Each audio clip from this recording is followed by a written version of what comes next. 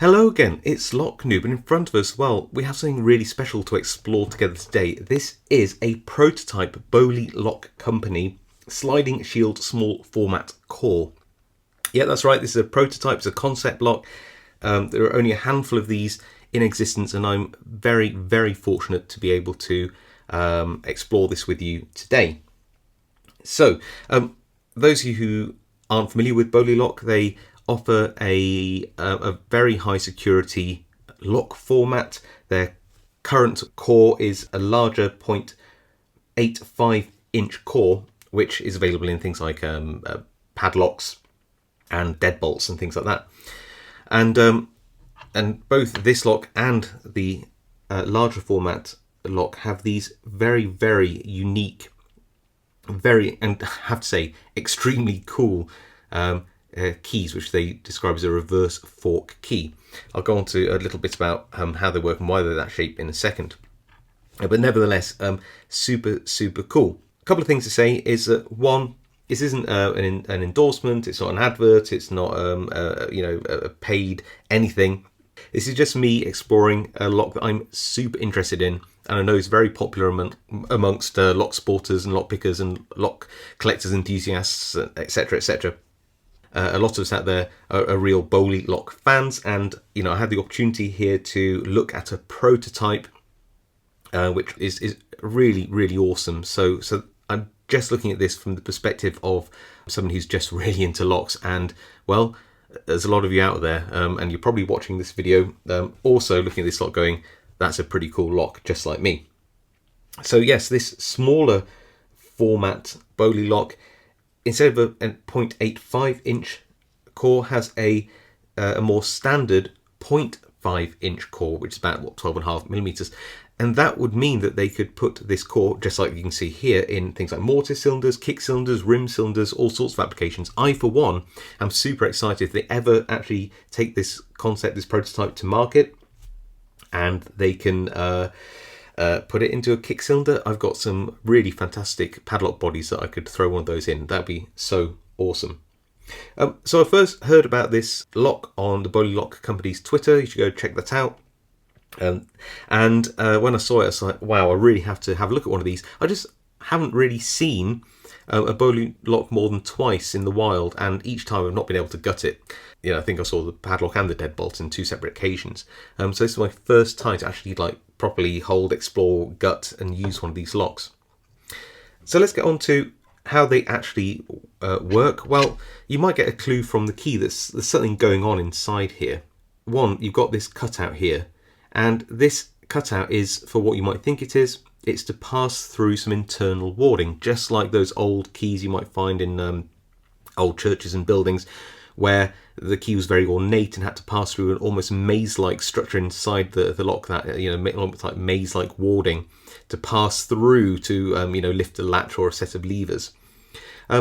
This operates in a very similar way, that there is some internal warding that this cut in the key has to pass through, and that allows the bitting to interact with the key pin. So this is a standard pin cylinder. It's not a lever lock format or a wafer lock or a slider lock. It's a standard pin tumbler configuration, just with a very unique key, and this is what they call a reverse fork key, as I said. So very cool. This is actually a 6-pin lock. So you can see you've got 1, 2, 3, 4, 5, and 6 pins there, which is very cool. Offers pretty good security, 6 pins, especially considering how this lock works. And how does it work? Well, just like the old lock, it has 2 cores, an inner and an outer. But in the older, or current lock, should I say, not really older, the current lock with the larger format core, this configuration is set behind the fascia of the lock. You can see these two here. Now, you might think, isn't that similar to a small format interchangeable core? And well, in some ways you'd be right. There are sort of 2 moving parts to the core, but they operate in a very, very different way. So don't get confused by that. So let's have a look inside, and you can see, well, no pins. The pins are here, and they are resting inside, if you like, this second part, this second core, on top of the inner. But you can't access them straight through looking into the lock like that. You just can't do it. You also might see in there, just at the bottom here, the sliding shields, and they are two parts which move independently of each other. You won't really see those or understand how they work in particular until I got this, which I'll do in a second. So you take the key and you insert it first of all upside down. There aren't any pins here, but that's just the way you would do it. And you'll notice the key doesn't actually go in all the way, and that's by design, just like the current lock. Then you would turn it upside down like this, and then that will just slide in like that. So if I just pull it out again like that and turn the key all the way around, you might think, well, isn't that opening the lock? But you'll notice, looking at that little marker on the outer core, it's not turning, and the back, the cam, not turning. The lock isn't opening. It's only when you actually get the lock to the top, insert the key all the way, that's when the key's interacting with the pins properly. The bitting on the keys interacting with the pins, lifting the key pins to the correct height, which lifts the driver pins to the shear line, which is obviously the top of this outer core. And something else is happening is that the tip of this key is interacting with the back of this outer core, and that is what drives the cam all the way around. Now, again, I know what it's like. I'm trying to describe something you've not seen, so, well, let's actually see it, shall we? Gutting one of these is actually quite easy, as it happens. You don't need any specialist tools, which I really like. You just need to make sure you keep your thumb over the top of the lock as you remove the pins and springs, because the springs have a habit, like in all locks, of flying off and doing their own thing, which is just really annoying. So as long as you take a bit of care, gutting one of these is actually pretty simple. So the driver pins are a mixture of these standard pins. So in this 6-pin lock, you get some standard pins here. A very nice looking serrated pin, very cool. And there we go, look at that, a very nice looking spool pin as well. So you've got a couple of security pins in there. All the key pins are standard, so they're not serrated or tapered or anything like that. They're all standard pins, which in a lock like this is really perfectly acceptable. Now let's have a look at the inside of this and see how it sort of all comes together as a concept. Actually, taking this apart is surprisingly easy. You just need to remove these two little screws on the tailpiece, this cam, and that all comes apart. And then the whole 2-core assembly will just come with the, well, come together. There is the very nicely milled cylinder body there. You can see the pin chambers all the way down on the inside, but other than that, there's no real mystery to this. It's just a receptacle for that awesome core. And here is that dual core. If I take one of the keys, you can see the inner core has some warding as there, and the key has a profile on it to match that warding, so that can go in. As I said before, the top of the key doesn't interact with anything. The key pins themselves are resting on top of the inner core in the outer core, and it's only when you turn the key upside down can you even see the key bitting. But it's not aligned until you press the whole thing in. So not aligned, aligned. You can see the bitting is aligned now with the pin chambers where the key pins would be. You'll also notice that that is where the tip of the key engages with the outer core and binds the two together like that.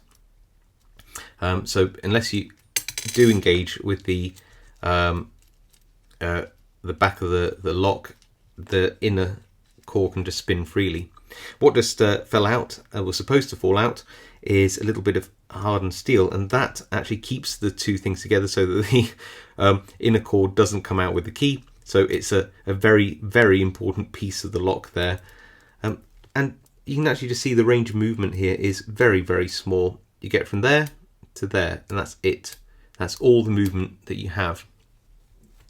So just going to re-tap out that little piece of steel, course, it only comes out when you don't want to, doesn't it? There we go.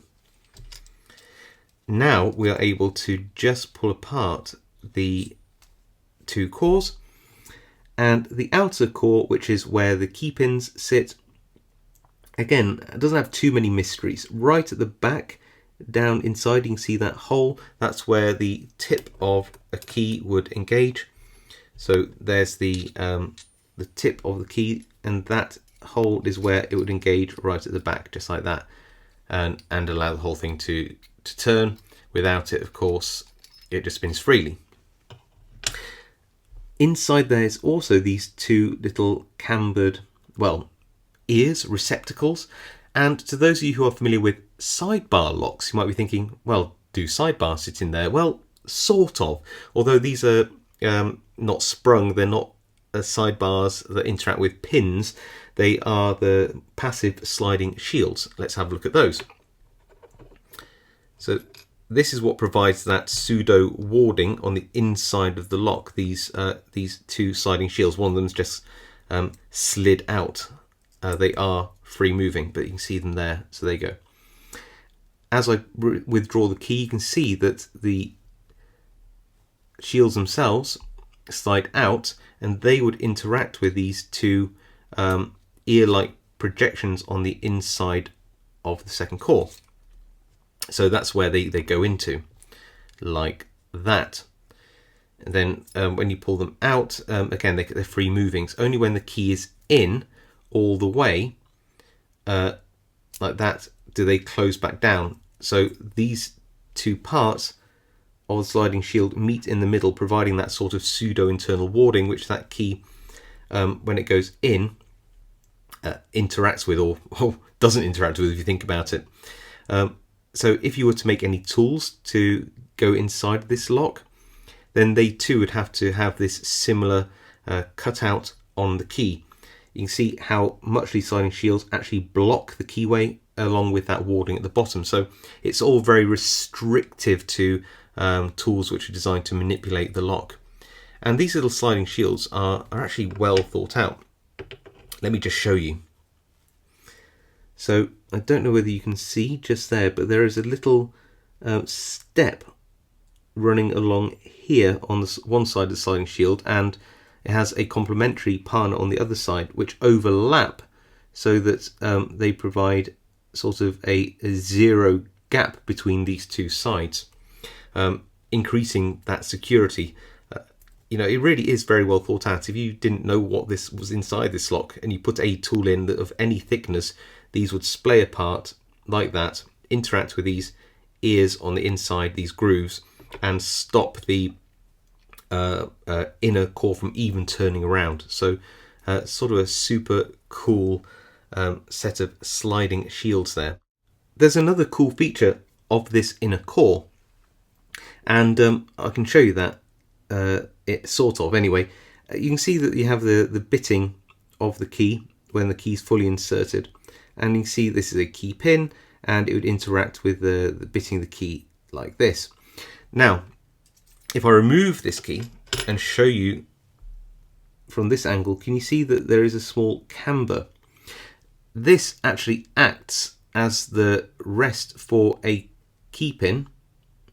If it's their longest number 9 cut, this actually acts as sort of a zero lift ledge, and even slightly moving the pin upwards would actually mean that the top of the pin engages with the bottom of this outer core, essentially oversetting the key pin and stopping the lock from opening. So this is an anti-bump feature, which is really, really cool. So yes, these two sides of the, I don't know if I want to call it the top or the bottom of the inner core, actually act as a position for the longer key pins to rest on when they act as a zero lift pin. So really, really very cool indeed.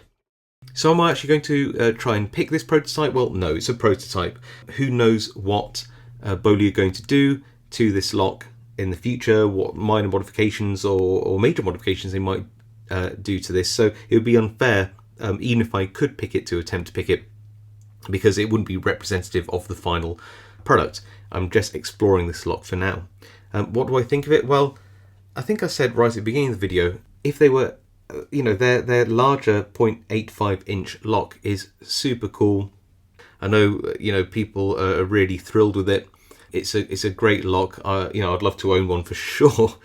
Having a smaller format like this 0.5 inch model, it would just allow for this format of lock to go into many more lock systems, and that really makes me happy. Like I said, who wouldn't want a kick cylinder version of this that they could throw into a padlock? That would be really, really awesome. Imagine, choosing your padlock body to throw a kick cylinder in with a Bowley lock.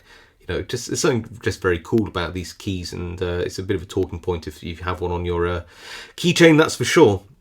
So there you go. That's the prototype Bowley Lock Company Sliding Shield small format core lock. Let me know what you think of it in the comments. Do you like this smaller format? Would you like to own one of these? Can you see an application for it in your own lives? Yeah, just let me know in the comments. Be really, really interested to know what you think of this. And of course, as always, thank you for watching, and I'll see you all next time.